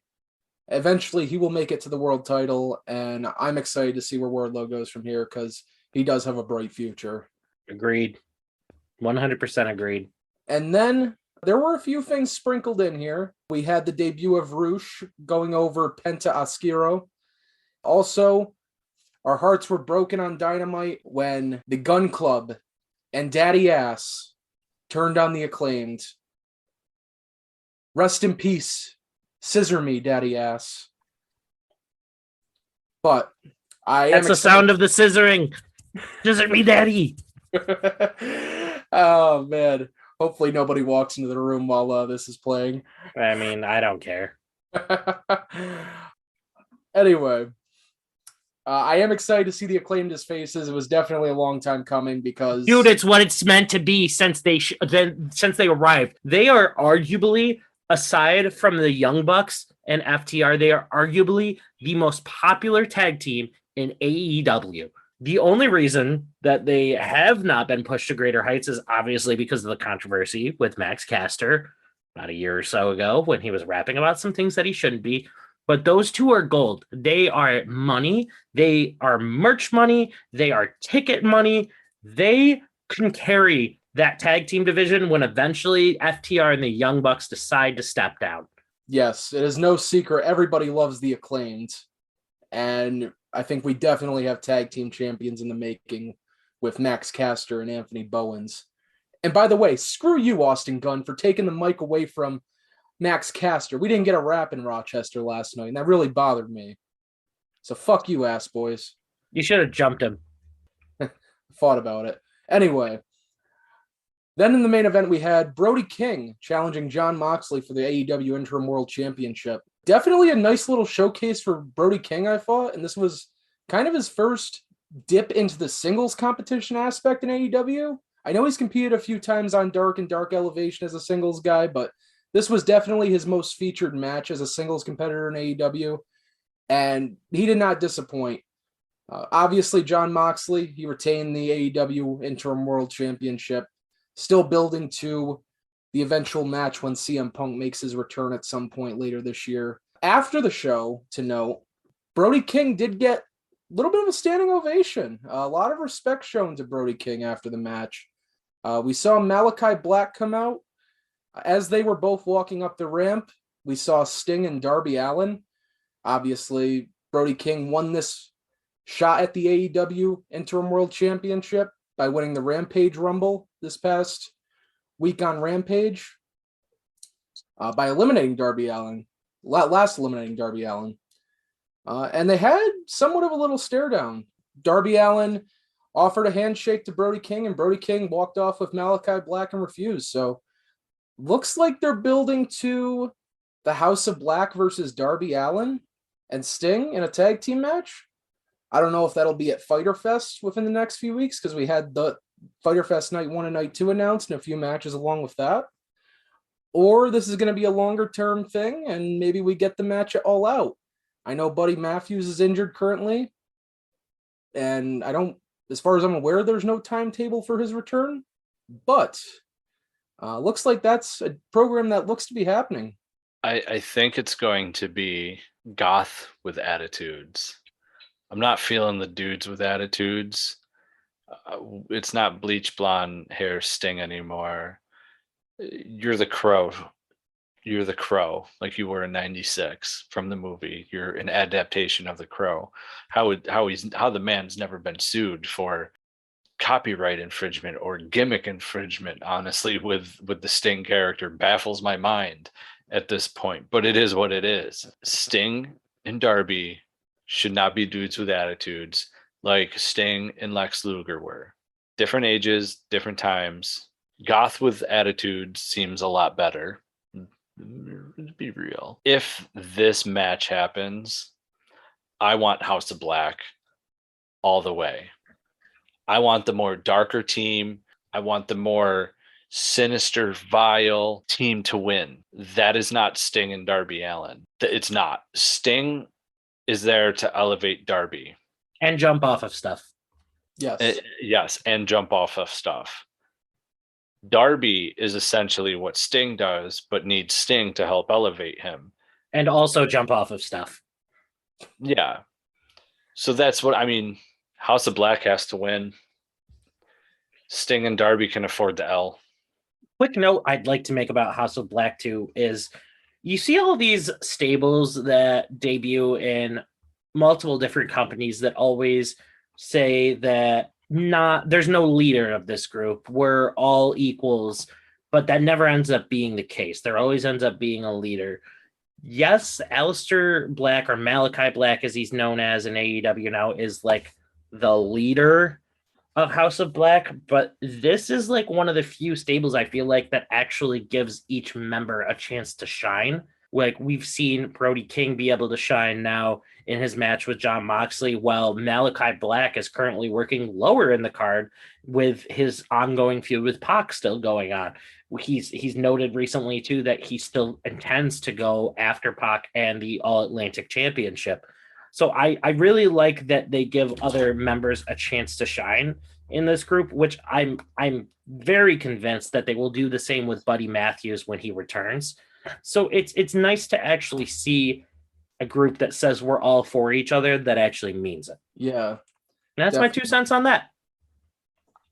And like Lee said, we're going to go a little bit into the Rampage spoilers for this week. They did announce all the matches on Dynamite. The show started with Eddie Kingston taking on somebody who's been getting featured a lot on AEW television recently and having some standout performances of Konosuke Takeshita. You know, we've seen Konosuke against Hangman Page, which was a very good match going on Double or Nothing. And this match was no different. This was another breakout performance for him. Definitely the best match on Rampage this week. I definitely recommend checking it out. And it is the opening match this week because they did film the entrances to air on the first 5 minutes on social media, which has kind of been their gimmick for Rampage the last few weeks. We also saw a little bit of ROH representation. Jonathan Gresham and Lee Moriarty against the Gates of Agony with Tully Blanchard. Interestingly enough, and I was actually pretty surprised, Jonathan Gresham turned heel on this show, leaving Lee Moriarty and joining with Tully Blanchard. I love it. I was very surprised by that, especially since Gresham has kind of been working the indies as a face for the last few months as ROH has been on hiatus. And it looks like maybe we get Jonathan Gresham and Lee Moriarty for the world title at Death Before Dishonor. Because let's be real, there's only 2 weeks to build the pay-per-view, and there's not really anyone else. Well, Tony Khan's been pretty big about trying to make Lee Moriarty a star in the Ring of Honor portion of the show now. From Final Battle on, it's been very self-evident that Lee Moriarty is part of Tony Khan's plan for Ring of Honor going forward. So I think this is a perfect match. It's going to be a hell of a match. There's going to be some hard-hitting fucking punches and kicks, and it's going to be a good time. Yeah, Jonathan Gresham with Tully Blanchard going forward, I think that's definitely very interesting, and I'm curious to see where that goes. And again with the ROH representation, because after that we had Mercedes Martinez, who is the current Ring of Honor Women's World Champion, teaming with Serena Deeb. Now, we've seen them team before, and I thought it was kind of out of nowhere the first time they teamed. But it looks like it's building to something, because after the match, they defeated 2 local competitors, but after the match, Serena Deeb had turned on Mercedes Martinez and held up the ROH Women's World title. So it looks like that may be the women's program going into Death Before Dishonor, and I would imagine it probably is. Hell yeah. Just put a title on Serena. The only thing that woman needs is she needs a manager, though, because like I said in the past, she, in my opinion, is the women's equivalent to Dean Malenko. She can out wrestle almost anybody, but she can't cut a promo to save her life. Yeah, I definitely agree with that. She would definitely benefit from a mouthpiece to be with her. But going to the main event of AEW Rampage, we had Orange Cassidy taking on Tony Nese with Smart Mark Sterling. The stipulation being, if Orange Cassidy had lost to Tony Nese, he would have to sign the petition to get rid of Shane Strickland from AEW. And unfortunately, a signature was not added to that petition on Rampage. Fun match between Orange Cassidy and Tony Nese. At some point, I don't know where security was during all this, but there was some child who had his face painted and had a blazer and a tie on who jumped over the rail and acted as Orange Cassidy's manager. I don't know what that was all about, but Orange Cassidy won. Fun match, like I said. But that's all of Rampage this week. We had a little bit of build towards Death Before Dishonor and a little bit of AEW mixed in between. But a guy who was not on this show at all, and as we know, more is coming out in regards to this. Bryan Danielson, who obviously had to pull out of the Forbidden Door show and Blood and Guts, is looking to be out longer than expected. And at this point, no timetable for the return. More than likely, this is concussion related, which concerns me quite a bit, knowing Bryan Danielson's history with concussions. Yeah, it is what it is. You know, we saw him with the leg thing. AEW's got some bad luck right now. A lot of guys injured. A lot of top guys injured. Here's the thing, though, is the leg thing also might not be the real injury. It's been well noted that Bryan Danielson recently suffered from another concussion. It most likely happened during the Anarchy in the Arena match, and that is the real reason he is not cleared currently. He originally said it wasn't going to be too much longer before he came back, but now it's starting to look like he's going to be out longer. Here's the real question, though. If Bryan Danielson, if this concussion is worse than we expect, and worst case scenario, this ends up being the end of Bryan Danielson competing in a ring. Does he have a legacy that was left behind in AEW specifically? Obviously, he has a legacy that was left behind in WWE as a future WWE Hall of Famer. Did his AEW run measure up if this is the end of him wrestling for that company? Yeah. With Daniel Bryan, I know he hasn't been in AEW very long. It hasn't even been a year yet, showing up at All Out last year. He's done a lot in a short period of time and a lot of banger matches on top of that.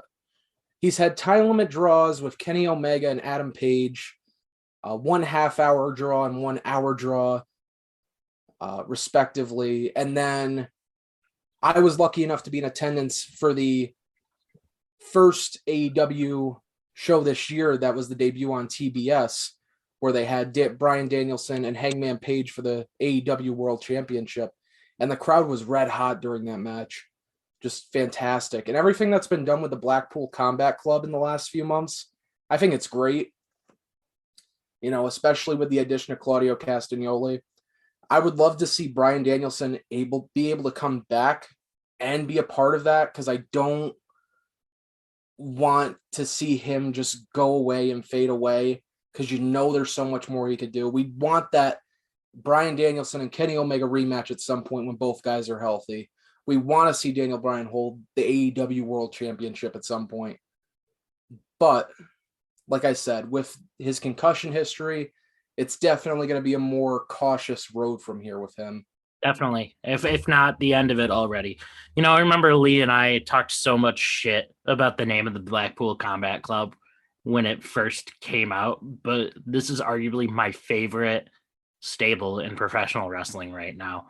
So, even if this is the end of Bryan Danielson in AEW, I think in the short time that he was there, he made an extreme impact. And speaking of impact, Lee, I know you had some stuff that you specifically wanted to talk about regarding Impact Wrestling. Lee, the floor is yours. So Jordynne Grace decides to quote tweet somebody, guy Robert O'Neill. And the tweet is, "It's always wild listening to wrestlers discuss Chris Benoit in a professional context, because they always be sure to note they aren't excusing what happened before praising his in-ring stuff for 10 minutes. Except New Jack." That's the tweet. That's fair. New Jack basically said, "Nah, fuck that guy no matter what." And meant it. So Jordynne Grace of Impact Wrestling, former digital media champion, quote tweets this and says, "This is going to be the coldest take I ever tweet on this app. I already know y'all going to be mad. I don't think Benoit could 100% hang with most of the present day best wrestlers. He would not be able to remember matches. Also, may he burn in hell. Amen." That's what Jordynne Grace writes. Now, depending on your take, you can take it how it is. Chavo Guerrero, a known friend to Chris Benoit, tweets, "I think at Jordynne Grace just lost a lot of wrestling credibility from some of her comments." Now, obviously, she's had other wrestlers and fans come in and tweet at her about this. However, there's something to be said about it, because when it comes to Chris Benoit, I'm somebody who, you did the world dirty, you shouldn't be praised for anything. But then, obviously, if you go and you watch Dark Side of the Ring, we're sitting here praising guys who have done the same, if not worse. Vince McMahon, Superfly Jimmy Snuka, I already brought him up, New Jack. And the list goes on and on. Hardbody Harris of WCW, who's currently serving life in jail for human sex trafficking. Look at the Me Too movements that wrestling has had. So a lot of these wrestlers that, we watch on television there's still a lot of bad ones out there that, have, done some pretty bad things. I mean, Booker T's been to jail for robbery, but Booker T is, from what we see, is a changed man. So MVP's been to jail. Yeah, so you can't just judge a book by its cover, but in some of these circumstances, we have some really, really, really bad people. Benoit's one of them. So for me personally, if you want me to sit here and say, well, there's two different people from Chris Benoit in the ring and Chris Benoit outside of the ring. Well, Chris Benoit inside the ring might have done great work, as everybody likes to talk. Chris Benoit outside of the ring killed his family. Killing your family discredits anything positive you've ever done in this world, because you've done the most unthinkable thing. The family that you're supposed to love and protect, and you put them to sleep. You choke the life out of them.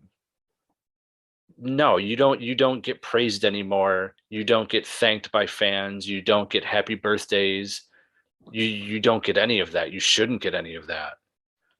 Everyone wants to say, well, there's a difference between inside the ring and outside of the ring. You're right. Inside the ring, that's their job. They're doing a job. I don't judge a person for being a great baseball player in Major League Baseball. I don't judge Derek Jeter or Aaron Rodgers or this guy, Michael Jordan, Shaq, for who they are on the basketball court or the diamond or the football field. I judge them for the moral character that they show outside of their sport. Shaq is always giving back. This guy does this guy does that. There's tons of instances where you can see where professional athletes give back. Chris Benoit killed his family. The end. There's no credibility, because everybody in this instance is now trying to pull the Rocky Balboa here, because she said he couldn't hang with the modern day wrestlers because, one, he couldn't remember how the match is supposed to go for whatever reason, or the fact that this talent is at a level, but what he did outside of the ring, we discredit that level, and I discredit all of it. Like it's wiped away, just like WWE did with it. Although you can't erase history, he's always part of the record book. He's just Voldemort now of WWE. He's the name we do not dare speak. But the problem with the tweet is because she said he couldn't hang with modern day wrestlers. So everyone from the WCW days to Chris Benoit joining WWE, from the Radicals to the Rabid Wolverine to the end of his career, no, it's all wiped away. You can't erase it from the history books, but he discredited himself from everything. Everything he's ever done, he's discredited himself because of a heinous act he pulled. If you can defend him in the ring, but sit there and say, well, I don't encourage what he did. No, you shouldn't fucking encourage murder, you dumbass. Of course yeah, go kill your family. Go see if it gets you in the WWE Hall of Fame. Woohoo! No, man, you're not going in the WWE Hall of Fame. He's never going in the WWE Hall of Fame. Oh, but that's just his personal life. Yo, the same reason why China is not going in the WWE Hall of Fame, because she was caught on film stretching her vag and taking it in the ass. Not going in by herself. No, she's not going in by herself. She's already in with DX, and people are like, well, she needs to go in alone. What she did after her career in WWE's eyes discredits her. I don't discredit the sex work industry, but for a show that's geared towards kids, yeah, they're not going to want that representing the company.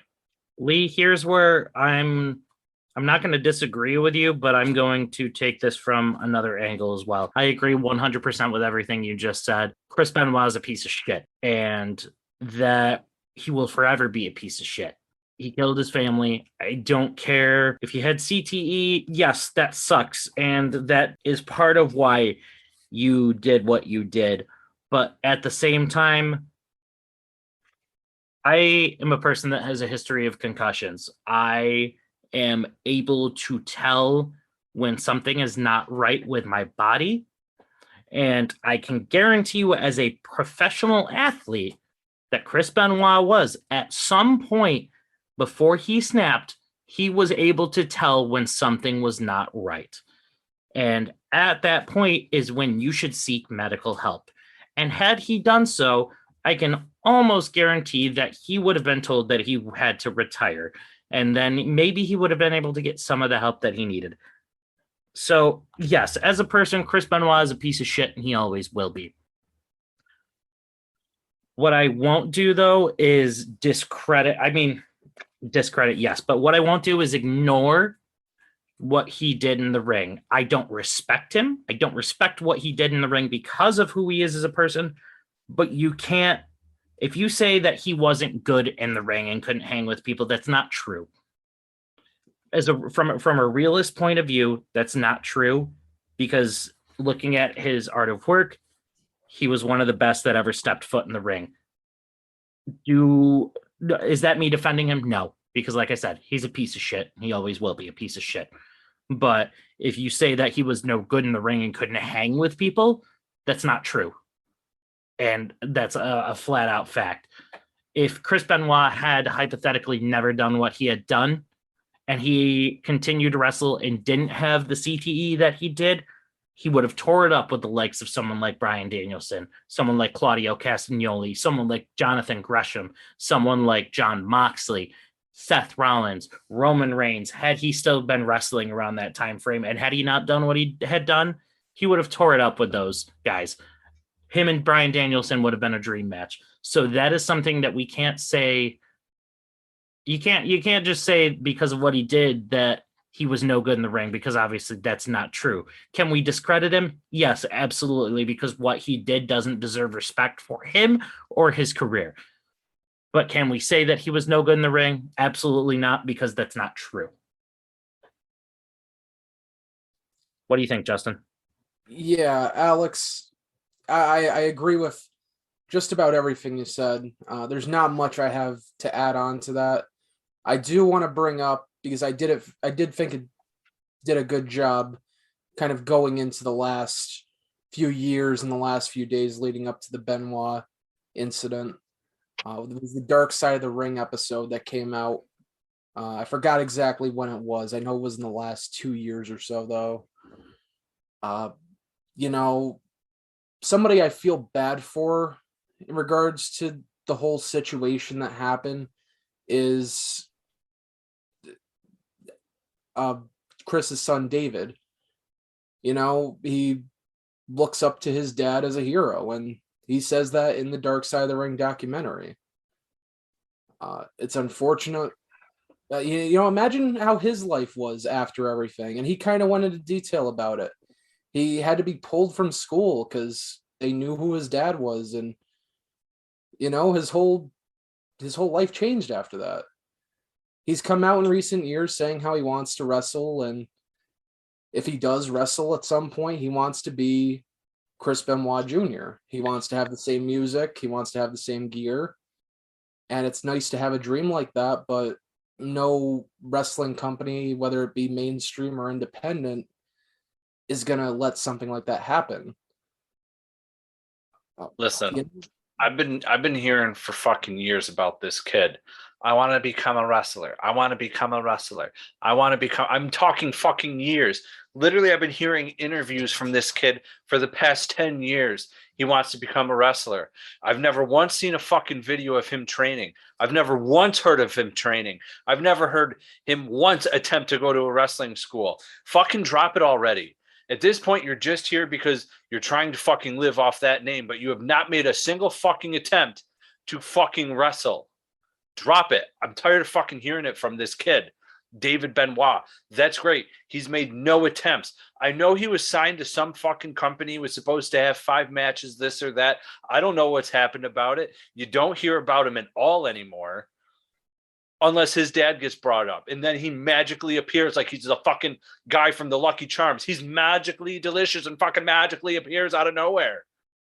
David Benoît appears out of nowhere because Dottie's name's been brought up. Kind of like fucking Cody Hall lately. Fucking day of his dad's funeral and he fucking posts his booking information on Twitter. Man, fuck you. I'm done. I'm done with it. I don't want to talk about these second generation fucking nobodies because that's what they are. And that's what David Benoît is. He's made no attempt to fucking make it in professional wrestling. None. He's made none. I got to agree with Lee on that one. Yeah, you're right, Lee. We haven't seen any sort of footage, any kind of video. And you see videos and photos of people training on Instagram all the time. Facebook, Instagram, Twitter, any form of social media. But we've never seen that from David Benoît. And I think at one point, Natalya and Tyson Kidd, I believe they were willing to train him. I don't know if a specific offer was made, but I think they were willing to at least. But it's gone nowhere. Exactly.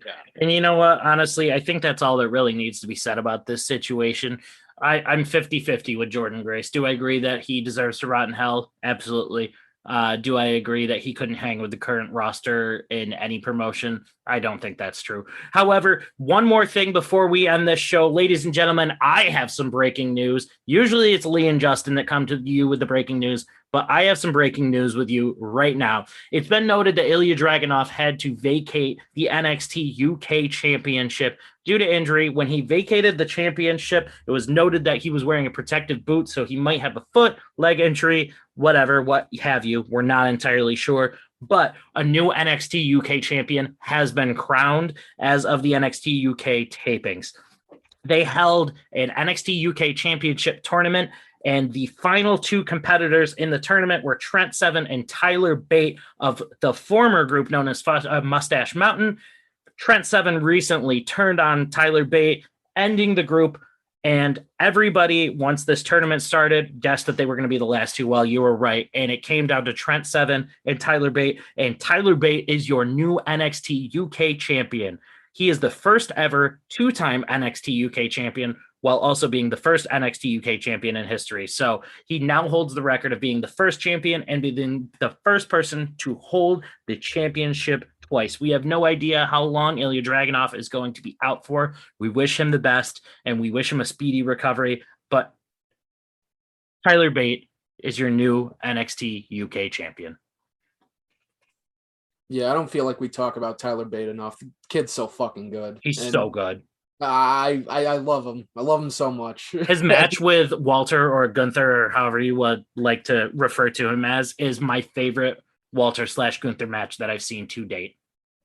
Yeah, and he's so young and he's only going to get better, which I find is just crazy. Right. And obviously this sets up eventually for Trent Seven to become NXT UK champion. And if and when he does become NXT UK champion, that'll also make every former member of the British Strong Style group, which consisted of Trent Seven, Tyler Bate, and Pete Dunne, they will all at that point become NXT UK champions. Here we go.